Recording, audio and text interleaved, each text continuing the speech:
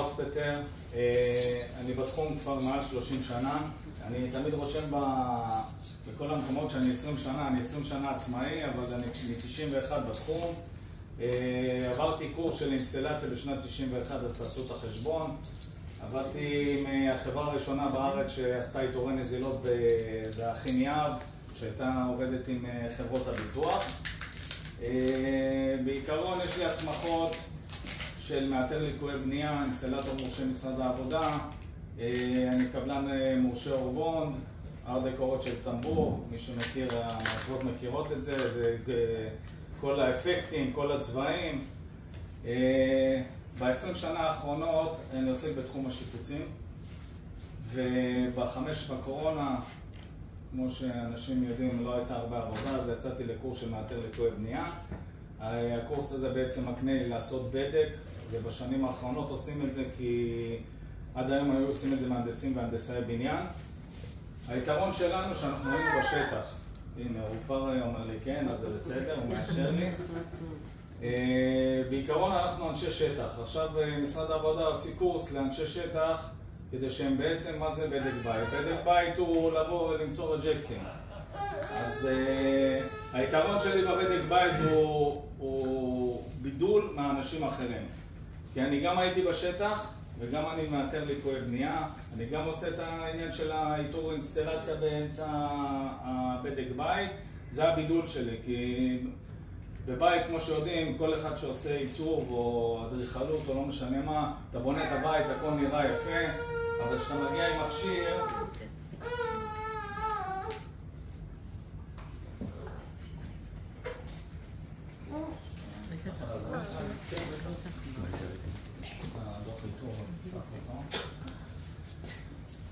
בעיקרון, מה שאתם רואים פה, שנייה לפני שאתה מעביר, יש לי דוח מסודר שמקבל הקבלן או בעניין המתווכים, ברגע שהם מעבירים לדירה יד שנייה, הם מקבלים דוח, זה דוח של דירה חדשה, זה עם 29 רג'קטים.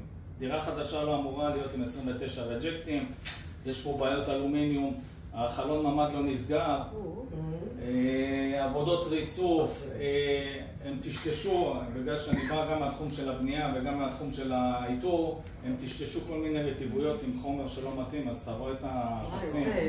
אז עם המצלמה בעצם הוא נותן לך את אזור הרטיבות. שעליתי לגג, תקשיבו, דירה חדשה עוד. דירה חדשה. זה בעיקר בחדשה. זה פנטהאוס. הם לא בונים לו. זה פנטהאוס, עליתי לגג, העבודת איתום שם הייתה של ילד בן 12, משהו כזה, זה ככה היה נראה. ואז כאילו בחורף בעצם הם מקבלים את המים. עכשיו המזל שעושים בדק אחרי חורף, שרואים את הנזקים של המים של החורף. תעביר את זה לדוח. זה מקרה שהגעתי לאיתור נזילה. אני חושב שדיברתי על זה. היה שם איזה סכסוך בין שכנים, הם התחילו תביעות כבר אחד מול השני. הייתה נזילה, זה לא הייתה נזילה, אם תוכל להוריד את זה, רואים בתמונות. ושמעת שהבית הרוס? הצפה. כן. תעצור רגע. זה רק חלק מהנזק שנגרם לבית. כל הדירה בעצם נראית בצורה כזאת, כל הבית רטוב, כל התקרה רטובה. זה הגיע לקירות, זה הגיע לחשמל. לא, הבית בעצם הוא כאילו אותו טלוס. עכשיו מה שאנשים לא מבינים באיתור נזילות, שאתה בא, יש לך נזילה בבית, בסדר, פתרנו את הבעיה, תיקנו את הנזילה, מה עם הנזק לדירה?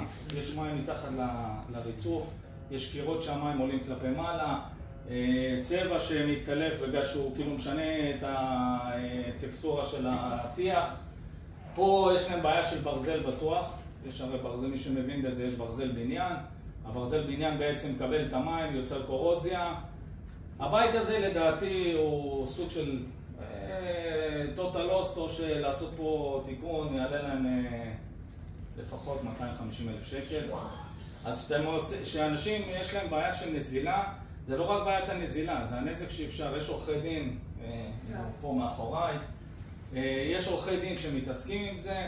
זה לא לתבוע את השכן מלמעלה לנזק של הרטיבות, זה מעבר. עכשיו צריך להביא שמאי. לקבוע איתך לפני שנכנסים לדירה בכלל. לא, זה בדק בית. במסירה, אני אומר להם, כי קבלן, עד שלא נכנסים 60-70%, הם לא מפעילים את מערכות המים החמים, המערכות לא עובדות בעצם, ואז כאילו כשאני בא לבדק, אז אין מה לבדוק. אז אני אומר להם, תיכנסו, תקבלו מסירה ראשונה, טופס 4, ואז כאילו תעשו את הבדיקה. עכשיו, הבית הזה הוא מקרה אחד. אנשים קוראים, אני לא יודע למה, אבל בסטטיסטיקה שמתי לב שאנשים קוראים לי אחרי 3-4 אנשים שלא מצאו את הפתרון. עכשיו, זה נזילה של חצי שנה. הייתי עכשיו בנזילה של 3-4 שנים. עכשיו, למה אתם מחכים? אני לא מצליח להבין את הרעיון הזה לחכות לזה. זה גורם לכם נזק בבית.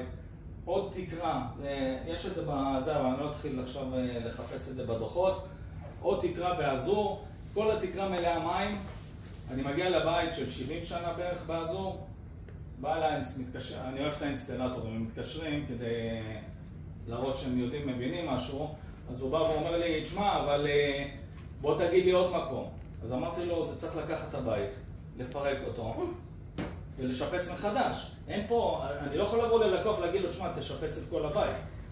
כי זה לא התפקיד שלי, התפקיד שלי למצוא נקודתי מאיפה הנזילה. אמרתי לו, אני מצאתי את הנזילה, זה פשוט התפשט בכל הבית. כל התקרה של... דבר אחד שאני לא מבין במקצוע הזה, שאנשים מחכים 3-4 שנים להביא מומחה. תביאו מומחה, אל תביאו אותי. תביאו מישהו אחר, אין בעיה, אבל תביאו.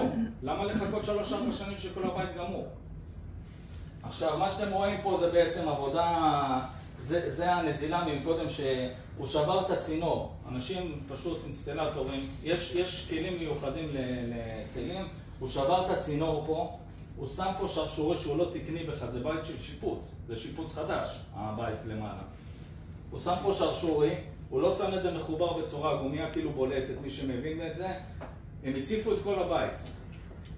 גם בדירה הקודמת, דירה ישנה, שיש נזילות משכנים, גיל שלח אותי לאישה פה בנס ציונה, אישה אתיופית מבוגרת, ואומרת, תשמע, אני לא יודעת מה לעשות, השכנים כל הזמן באים ומציקים לי. הגעתי לשם, בית גם של 60-70 שנה זה הדירות שם? גיל. כן, שנות ה-70, תחילת שנות ה-70. משהו בסביבות שנות ה-70. אז הגעתי לגברת שם, היה שם דיירת, והשכן מלמטה כל הזמן, השכנה... עכשיו נגמר לי הזמן. מתכנת אותו ל2 דקות לפני. והגעת אליה לא, הגעתי אליה, הצינור של הביוב המרכזי, זה פעם היו עושים צינור של ברזל במרכזי, את רואה בכל הקומות יש את אותה בעיה.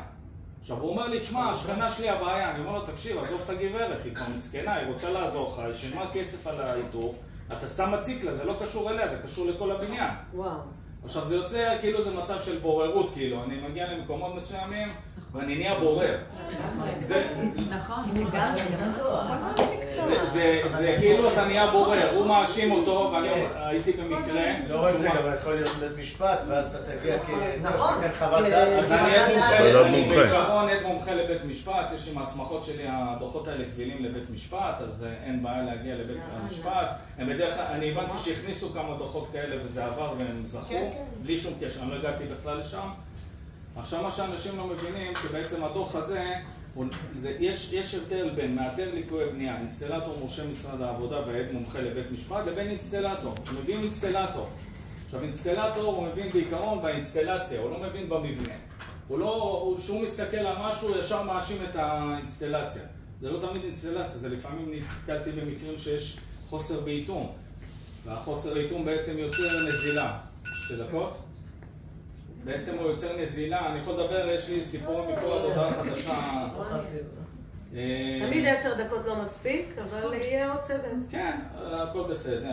בעיקרון הבידול שלי מאחרים, שאני מייתר ליקויי בנייה, אינסטלטור מורשה משרד העבודה, אני לא אינסטלטור, אם אתה מגיע עם דוח לחברת הביטוח או לבית משפט, יהיה לי סוג של כאילו השופט, נכון או שאני לא?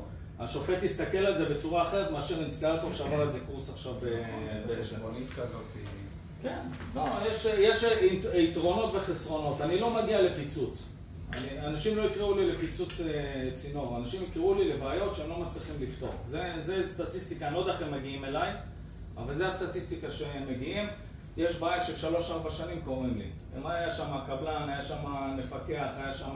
כולם היו, לא מצאו, לא יודע איך מגיעים אליי. זה ההתמחות שלך. אז צריך להוציא את זה החוצה, רק זה העניין. אז תוציא. אז אתה צריך להגיע ישר אליך. זה יצא, עשינו סרטון. בעיקרון מה שטוב לי זה מפקחים, שמאים, יועצי משכנתאות, תקלות של מעצבות שמגיעות לקבלן ויש להם איזה סכסוך, מגיעים כבר, במקומות מסוימים מגיעים לסכסוך, כי הוא אומר זה לא אני. אז אני אומר לו זה כן אתה. כאילו אין לו מה להגיד, כי בעצם הוא מקבל דוח, הרבה פעמים האינסטלטורים האלה פונים אליי, לא מצאת, כן מצאת, יש דוח מסודר, הכל רשום, הכל מצולם, הם מנסים בתחום שלנו בעצם אם אתה לא מוצא אז כאילו אתה לא משלם כסף, אז האינסטלטור אומר לו תתקשר אליו, תגיד לו שהוא לא מצאת, אז אני אומר לו אבל הכל מתועד פה. אז הם קצת מופתעים כי הם לא מסתכלים אפילו על הדוח, הם ישר מעבירים את זה לאינסטלטור. כמו שאמרתי, חברות ביטוח, קישור לחברות ביטוח, אני לא מחפש את הספקים שלהם, כי הספקים שלהם לא אוהבים לשלם. אז עכשיו בנס ציונה יש לי, הוא מכיר אותו, יש מתווך שעובד איתי, שבעצם עושה בדק ליד שנייה. גם יד שנייה אפשר לעשות, יש תקלות, וזה חוסך לעורכי דין את ה... חשוב מאוד. תודה. הלו,